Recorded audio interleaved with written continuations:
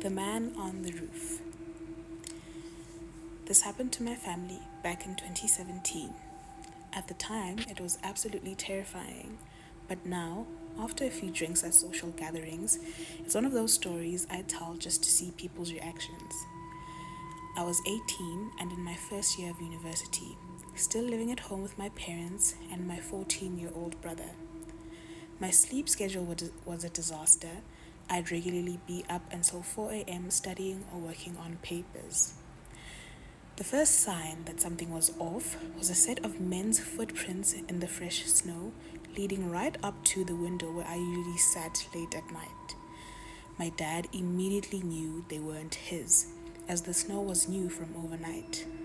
Then, a couple of weeks later, we discovered that the screen to the basement window had been ripped off and neatly placed beside it.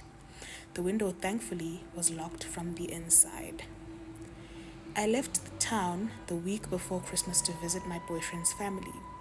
When I got back, everyone at home was acting weird as hell.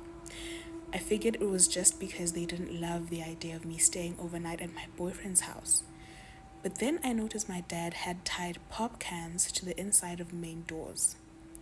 When I asked him about it, he gave me this serious look, like he really didn't want to tell me something. After a little pressing, he finally caved. While I was away, my brother had asked to sleep in my room, since my room had a TV.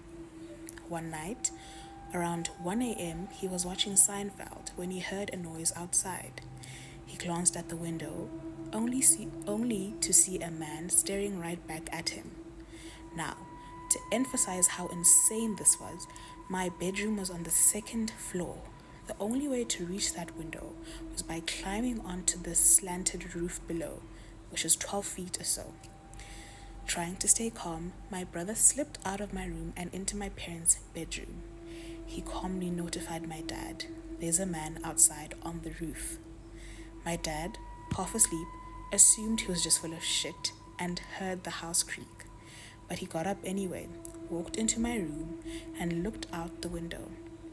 At first, my dad saw nothing, but when he leaned further to check the roof, there, crouched just to the right, was a man, squatting and staring directly at him. My dad screamed a string of profanities, grabbed his baseball bat, and bolted for the back door. My dad couldn't have jumped on the roof himself, as the lowest point of the window was probably about 5 feet from the floor and was too small to fit through. But by the time he got outside, the man was already gone. My dad ran down the street looking for him and never found him. The police were called, but nothing ever came of it. And here's the most infuriating part. We know there was a registered S offender living just 2 doors down. His previous crimes against girls my age. He approached teenage girls in public parks, exposing himself. The cops went to his house at 1:30 in the morning, knocked repeatedly and shouted, "Please, open up." But when he didn't answer, they shrugged and said there was nothing more they could do. Him and his wife's vehicles were both in their driveway. For the rest of the time my family lived in that house, we had to live with the sickening knowledge that our neighbor was probably watching me for who knows how long. I didn't often shut my curtains, being on the second floor. I'm an extremely heavy sleeper as well, and may not have heard sounds outside. To this day, I have to wonder what could have happened had my brother not noticed.